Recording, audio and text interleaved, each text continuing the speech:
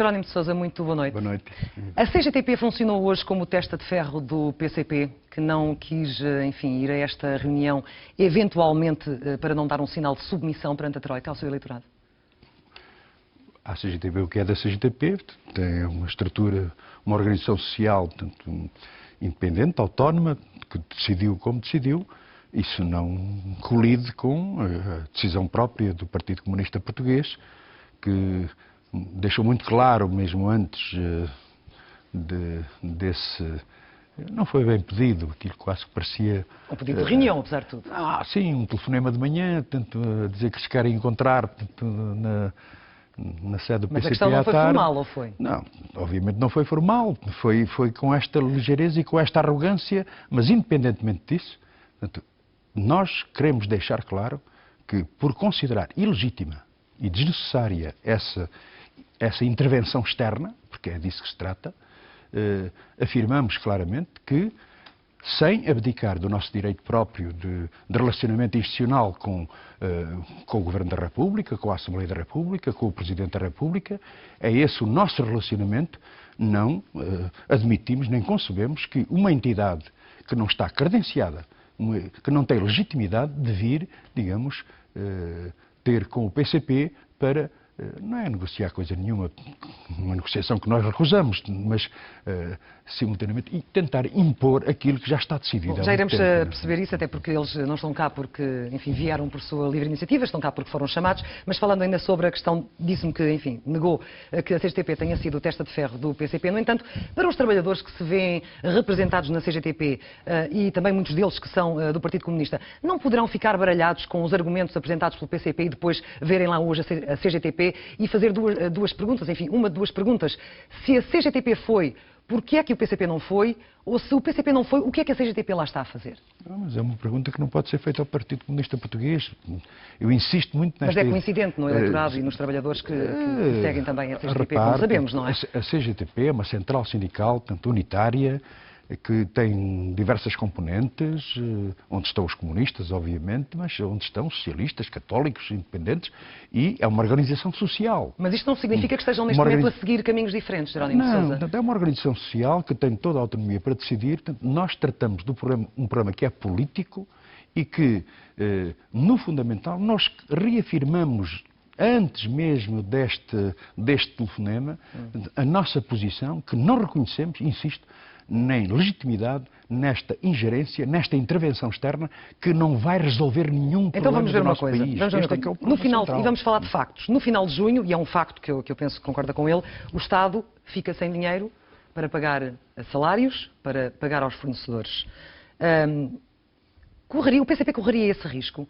De facto, não é preciso essa ajuda, não é preciso esse dinheiro neste momento para o país conseguir sobreviver para lá de junho? Bom, eu creio que essa foi uma arquitetura, tanto que eu diria, a arquitetura do medo, em que se procura inculcar no espírito do povo português a ideia da não saída, da ideia de que isto tem de ser assim. Quando nós consideramos que não tem de ser assim, nem é obrigatório que seja, porque há uma alternativa. Qual é essa alternativa? Nós consideramos que, e essa parte primeira da urgência ou da emergência, se quiser, de verba disponível para acudir a essa situação de pagamento, não é uma proposta, repare, de fundo, é uma resposta de emergência. De emergência, exatamente. De emergência, tendo em conta que, como é sabido, várias instituições públicas têm a circular, portanto, títulos e obrigações em vários países, no estrangeiro. 50 mil milhões, portanto, permite a falta de rigor, porque nós temos a informação toda, em que bastaria que essas instituições públicas, repare, públicas, que aplicassem, portanto, esses títulos e essas obrigações na compra de dívida pública para que, sem perderem dinheiro, sem perderem qualquer valor desses títulos, pudessem, digamos, resolver o problema imediato. Isto, uma questão, tanto central. A questão da urgência da liquidez. Não era preciso vender tudo, repare. Parece simples, dito dessa forma, parece simples. Se é assim, porque é que não há uma decisão de recorrer a esse caminho? Acha que, enfim, o governo atual e todos os outros que se têm reunido com a Troika querem que venha o FMI para a desgraça do país, nas palavras do PCP? Obviamente que a questão que nós colocamos tem de nos dizer que não é possível. E ainda ninguém nos disse que isso não era possível. Em segundo lugar, portanto, nós acompanhamos esta medida um pouco para desapertar, portanto, este sufoco, portanto, em que nos encontramos, de uma outra medida estruturante que é a renegociação da dívida. E este era o momento para a fazer. Este era o momento para a fazer. Porque a renegociação da dívida em termos dos montantes, dos prazos, dos níveis das taxas de juros, é um elemento fundamental que nos poderia dar uma folga, tendo em conta a dificuldade da dívida externa. E isso não é algo que acabará inevitavelmente por ser feito? Pois, até porque é curioso, não sei se ficou surpreendido, que o FMI tenha até assumido uma atitude mais leve em relação a Portugal do que as próprias entidades europeias, ao precisamente defender um prazo mais alargado do empréstimo e das taxas de juro, etc. Ficou surpreendido, pelo menos, com este FMI mais brando do que noutros tempos? A Clara há de ver que aquilo que hoje o Partido Comunista Português afirma como uma necessidade urgente e uma medida de fundo, não tardará que muita gente acabará por a secundar. Portugueses preocupados, pessoas que estão a ver o rumo do país, e esta proposta de fundo do Partido Comunista Português, acompanhada simultaneamente da necessidade da convergência de países que estão na mesma situação. Enfim, você assistiu, portanto, a esta operação especulativa da Grécia, Irlanda, etc. Não foi só Grécia, foi Grécia, foi Espanha, foi Portugal, foi Irlanda, foi Itália. Portanto, uma operação concertada dos especuladores que leva à necessidade de uma convergência destes países em relação à questão da dívida. Depois também uma proposta de fundo estruturante que também ninguém é capaz de dizer que o PCP não tem razão, que é a necessidade de produzir mais. Nós precisamos de produzir mais para dever menos.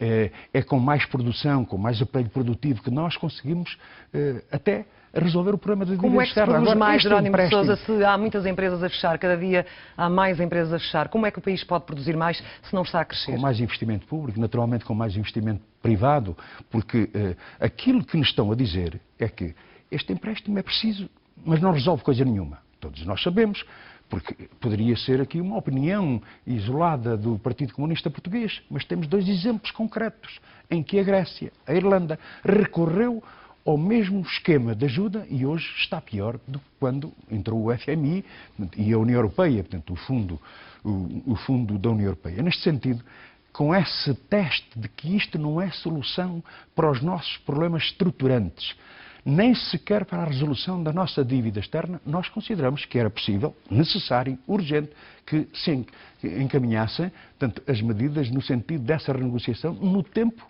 melhor, porque, enfim, a questão do euro é uma questão que está colocada. Qual é o tempo melhor? Era este o momento. Mas quando momento, fala precisamente nessa concertação, quando fala nessa concertação, em algum momento o PCP está a dizer que esses partidos deem as mãos, por assim dizer, e digam, se levantem e digam, não pagamos, como aconteceu há vários anos com o Brasil ou com a Argentina? É que isso deu muito mau resultado na altura, como sabemos. O grande problema não é esse. O grande problema é que um dia podemos ter que dizer que não conseguimos pagar. Este é que é o problema central, tendo em conta hoje as taxas de juros, como sabe, tendo em conta, portanto, os apertos, os sufocos, tendo em conta que a perspectiva anunciada, aliás, pelo próprio FMI, de que vai haver mais recessão, vai haver mais desemprego, vai haver mais injustiças, mais cortes, ou seja, todos os problemas de fundo da sociedade portuguesa não se resolvem. E então, quando se coloca esta ideia, bom, está bem, essa ideia de não pagar, nós afirmamos claramente que mesmo em relação à questão do pagamento, nós precisamos de uma folga. E esta em nenhum momento, da renegociação da dívida é uma questão em nenhum central, momento não pagar, pagar sim, mas com prazos mais dilatados, juros mais baixos. É essa a posição do PCP para o futuro? A posição do Partido Comunista Português é uma posição, do nosso ponto de vista, é uma posição patriótica que permite, de facto, resolver, portanto, a médio e a longo prazo, o nosso problema estrutural. Nós temos um problema que, de fundo, que é porque é que devemos tanto? Sim, porquê é que devemos tanto? Porquê é que devemos tanto? Há quem diga que em 30 anos, com esta terceira chamada do FMI a Portugal, o país não aprendeu a lição que devia ter aprendido. Sim, mas em termos históricos, quem se lembrar, o FMI veio em condições diferentes daquelas que portanto, existem hoje. Repare, nós tínhamos capacidade monetária, portanto, enfim, de flexibilidade, tendo em conta que tínhamos moeda, tínhamos um setor público fortíssimo, essas empresas que hoje, como a Galp, como a EDP, como a PT, que estão apenas a encher os bolsos aos seus acionistas, eram, digamos, uma riqueza do Estado. Hoje não temos. A própria banca, portanto, foi privatizada. Veja-se o exemplo que está a acontecer. E em relação à dívida, essa teoria aí dos comentadores de que Portugal está a viver, e os portugueses estão a viver acima das suas possibilidades. Estão a viver acima das suas possibilidades. Quem? Então não se sabe que hoje a dívida externa, a maior parte nem sequer é pública. É uma dívida privada, é uma dívida da banca. Então nós não sabemos. Dizer que os portugueses vivem acima das suas possibilidades. Estamos a falar de quem? Pelo menos um acesso mais facilitado ao crédito que não havia há 30 anos. Permita-me que diga isto. Estamos a falar de quem? Desses 2 milhões de reformados que vivem com menos de 400 euros. Estamos a falar dos 250 mil trabalhadores com o salário mínimo nacional.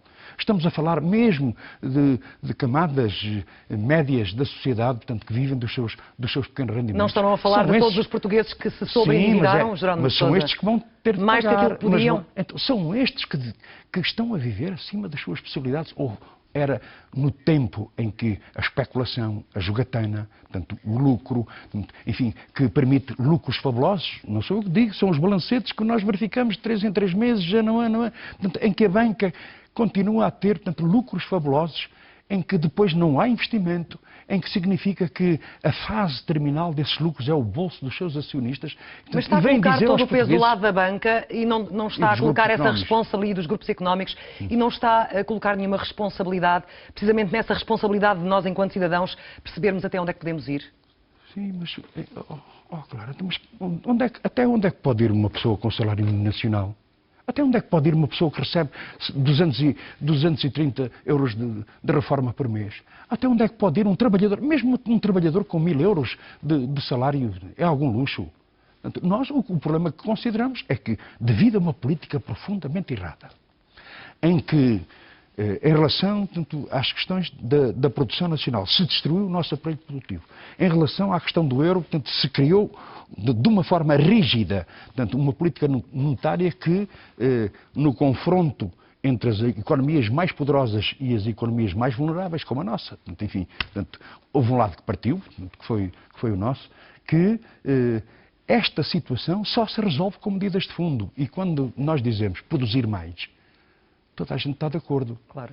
E depois nós dizemos, é que não basta afirmar, nós dizemos que Portugal tem essa possibilidade, tem o mar que tem a agricultura que tem as riquezas de subsolo que tem capacidades no plano da indústria, tem possibilidades e potencialidades que outros países não têm. Olha, repara, eu vim do Chipre há pouco tempo, uma ilha praticamente inóspita, cortada ao meio pela intervenção turca, e como é que eles conseguem, de facto, potenciar os seus recursos, as suas possibilidades? Portugal, estes governos sucessivos que tivemos pela frente, deixaram de acreditar que isso era possível.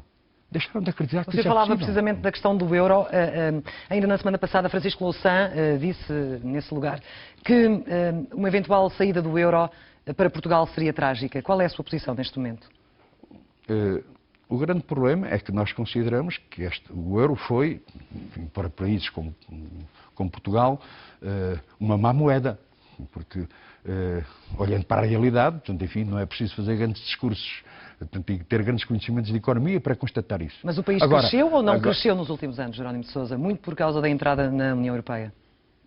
Se você considera que... Eu não estou a considerar, estou a fazer a pergunta. Se considera que deveríamos estar, portanto, como há um século atrás, enfim, é não reconhecer, portanto, a evolução da própria sociedade humana. Mas é um facto que a entrada no euro, potenciou, ou a entrada na União Europeia potenciou esse crescimento. É que nesses primeiros anos,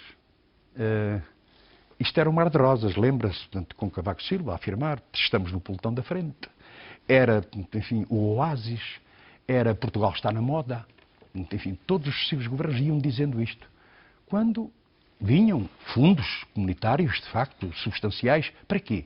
Para não produzir, para abater a nossa frota pesqueira, para liquidar a nossa metalomecânica pesada, para liquidar a nossa indústria naval. Portanto, era a moeda de troca, era essa. Pagar para não produzir. E hoje nós vemos uma Alemanha, em termos de produção, em termos de capacidade industrial, agrícola, comercial, fortíssimo, e nós cada vez mais dependentes. Foi a opção de onde é que estaríamos, na perspectiva do PCP, que, se bem me lembro, na década de 80 estava totalmente contra a entrada de Portugal na então CE. Grande divisão do partido. Sim, todos nos lembramos, mas onde é que estaríamos se não tivéssemos entrado? Não estaríamos ainda mais sós, no tal orgulhosamente sós? Não, é que nós não defendemos tanto orgulhosamente sós. Nós temos sempre uma ideia, mesmo em relação à União Europeia, e criticamos esta que está a ser construída, porque não é uma Europa dos povos, não é uma Europa de coesão económica e social, não é uma Europa de relações em que há respeito mútuo e vantagens mútuas. Não é essa Europa que temos. Hoje temos a Europa do neoliberalismo que impõe os seus dogmas nas instituições europeias, em que cada um trata de si, fundamentalmente os mais fortes a tratarem de si, estão-se marimbando para países como o nosso. Portanto, e nesse sentido, esta Europa nós não queremos. Não defendemos o orgulhosamente sós. Aliás, um dos méritos da Revolução de Abril e da nossa Constituição da República foi precisamente afirmar que este país e este povo deve ter relações com todos os países e povos do mundo. Um dos méritos, ou mais do que um dos méritos, a democracia, a liberdade de se exprimir, o direito à greve. Sabemos que o país teve nos últimos tempos uma série de greves no setor dos transportes. Anuncia-se também uma greve geral na função pública para dia 6. A greve na CP já anunciada a partir de quinta-feira até segunda-feira, 25 de abril. Jerónimo de Sousa, qual é o sentido destas greves em empresas falidas e num Estado falido? Eu não esperava que você fosse tão fatalista. Não, eu só estou a dizer-lhe o que é, não é? Em relação ao Estado que não tem dinheiro a partir de junho e a estas empresas que também estão com sérios problemas de liquidez. Omitiu, portanto, a razão funda dessas lutas e dessas greves. Por isso estou-lhe a perguntar qual é o sentido destas greves neste contexto. Os trabalhadores têm sido expropriados, expoliados no nível dos seus salários, dos seus direitos, olhando para a sociedade portuguesa em que continuam intocáveis os grandes interesses, as grandes fortunas, portanto, os grandes lucros. Esses são tabu, não se tocam, são intocáveis. E procura resolver-se, e procurou resolver-se através do PEC 1, do PEC 2, do PEC 3, do Orçamento do Estado, agora do PEC 4, procurou sempre resolver os problemas à custa dos trabalhadores, dos reformados, dos pequenos e médios empresários, dos seus direitos. Esta é que é a questão. Portanto, o sentimento de indignação e de justa reivindicação pela defesa dos seus direitos, eu creio que não é um mal, é um bem. Portanto, é um bem democrático. Mas não é algo que se pode virar contra eles. Ainda há poucas semanas víamos também os utentes já dizerem a todas as televisões que não encontravam já sentido nestas greves numa altura em que se pedia sacrifícios a todos no país. É evidente que quem é atingido, portanto, enfim, por deslocação ao seu emprego, enfim, deslocação da sua vida, que foi dificultada por uma greve, obviamente não se põe, digamos, numa posição de satisfação. Mas eu insisto nesta ideia. Os trabalhadores não fazem a luta pela luta. Os trabalhadores, quando fazem greve, perdem o dia do seu salário. Os trabalhadores sabem quanto custa fazer greve. Mas aquilo de que se trata é serem capazes, com uma grande dignidade, com sacrifício, dizerem que não pode ser. Serem eles a pagar aquilo que não tiveram responsabilidade nenhuma. E se não pode nenhuma. significar a empresa fechar e engrossarem os números do desemprego? O problema não. A empresa pode fechar com esta política desastrosa que está a ser executada. Porque os trabalhadores perguntam-se com razão, mas para onde é que foi o dinheiro? Falou da União Europeia, dessas verbas comunitárias. Para onde é que foi o dinheiro? É preciso ir buscar onde ele está. E não a quem já tem os bolsos vazios. E nesse sentido... E onde é que ele está? Está na mão dos grandes acionistas, na mão do poder económico, do capital financeiro, que... E eu dou-lhe um exemplo concreto. Como é que é possível? Explico lá. Eu não sou economista e nenhum economista me é capaz de explicar isto. 4 bancos privados tiveram um lucro de 1 milhão de euros de lucro por dia. Por dia. Vão pagar metade dos impostos que pagaram o ano passado. Qual é a lógica? Qual é a lógica económica? Terão certamente também de pagar muito o dinheiro que pediram emprestado ao estrangeiro. Sim, mas quando se tratou de ganhar muito, não contribuíram para nada, portanto, não fizeram sequer investimento. Foram parar ao bolso, portanto, ou foram parar ao estrangeiro. Como sabe, hoje a questão da banca, quando falamos dos bancos privados, estamos a falar de bancos com sede aqui em Lisboa, mas não são bem bancos totalmente nacionais. Mas o que é impressionante é as pessoas não se interrogarem de Porque é que são os trabalhadores, aqueles que menos têm, menos podem, a pagar os sacrifícios, a pagar os custos da crise, e aqueles que tiveram responsabilidades diretas na crise continuam a dever em poupa. Esta é uma contradição insanável. Jerónimo de Sousa, a esquerda e a direita não se entendem sobre o caminho a seguir, já percebemos, enfim, a recusa tanto do Bloco como do PCP de irem à reunião é o episódio mais recente. Sem uma maioria clara no Parlamento depois das eleições de 5 de junho, este país vai ficar ingovernável? Pelas movimentações que existem, poderíamos dizer que há 3 partidos da política direita que estão, neste momento, a formar e a formatar um programa comum. Há a troika do FMI, da União Europeia, e há uma troika de partidos, uma troika que impõe, uma troika que obedece. E, obviamente, para o capital financeiro, para os grandes grupos económicos, só uma maioria de PSD ou CDS, admitindo que ela possa existir, não é suficiente também, para salvar essa política eventualmente, direita. de PCP e de Bloco de Esquerda também não será suficiente. Mas eu não precipitava juízes de valor porque nestes debates e nestas emoções, muitas vezes nós nos esquecemos que quem decide é o povo. É o povo português. É verdade. E o povo português é que vai decidir no dia 5 de junho. Aliás, fazendo as contas achamos àquilo estas que tem operações ilegítimas, não permitindo que o povo português se pronuncie, exigindo nós que, caso o povo português, portanto, o decida, estas decisões que estão tomando hoje possam ser revogáveis, tendo em conta que a soberania, gostem alguns ou não gostem, a soberania continua a residir no povo. E essa é a expectativa do Partido Comunista para as próximas eleições? É sim. Portanto, nós continuamos a confiar neste povo, neste país. Não desistimos de Portugal. Conquistar mais votos, apesar de, nas últimas eleições, conquistando votos, ter caído para quinto com a representação parlamentar. Onde é que quer ir buscar esses votos? Eventualmente ao Bloco de Esquerda e aos desiludidos do Bloco de Esquerda ou mais ao PS? Não, nós não fazemos essas contas. Nós nem sequer reduzimos tudo à questão das eleições. São importantes. Batemos pelo aumento, pelo reforço da CDU, como uma grande novidade destas eleições, sem dúvida. Mas hoje, portanto, a nossa proposta de uma alternativa política, patriótica e de esquerda, conta com gente que... A gente séria não está toda no meu partido. Portanto, os patriotas, os democratas, aquelas pessoas preocupadas com o seu país, são muitos. É com esses. Mas estamos a falar de uma solução de governo. Portanto, o PCP quer, obviamente, sim, sempre se apresentou como uma solução de governo. Mas não há uma verdadeira alternativa política que resolva os problemas nacionais sem uma política alternativa. E é por isso que nós defendemos, portanto, uma ruptura, uma mudança, portanto, uma política patriótica de esquerda capaz, digamos, de resolver os problemas nacionais. Portanto, pode-me dizer, vai ser um ato súbito? Não vai ser um ato súbito.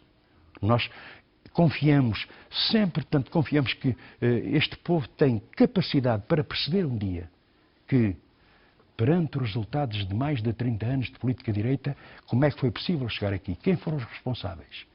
Um dia o povo português vai decidir. Portanto, e por isso é que, quando ouço alguns considerar que o eleitorado, portanto, é uma espécie de cotada de alguns, nós consideramos que um dia o povo português vai perceber e vai, com certeza, pela luta, pelo voto, alterar este estado de coisas. É a sua mensagem final, mas eu ainda tenho uma última pergunta, pode ser de sim ou não. É uma dúvida que tenho se a decisão de não ir à reunião com a Troika foi concertada com o Bloco de Esquerda. Não foi uma posição autónoma, livre, portanto, do Partido Comunista Português. Aliás, portanto, manifestámos imediatamente junto do Governo a nossa rejeição e até a nossa indignação, porque, como digo, em Portugal mandam os portugueses. Em Portugal existem instituições legitimadas pelo voto popular. Não reconhecemos, portanto, essa legitimidade, portanto, a forças externas que vêm tentar impor o retrocesso, o atraso do nosso país. Temos, portanto, enfim, esta posição de dizer não também é importante. Hoje, dizer não a isso, eu creio que também tem a ver com este sentimento de defesa da soberania, de continuar a confiar que Portugal tem futuro. Jerónimo de Sousa, Secretário-Geral dos Comunistas, muito obrigada pela presença hoje no Jornal da Noite, encerrando a ronda que já fizemos pelos líderes dos partidos com assento parlamentar.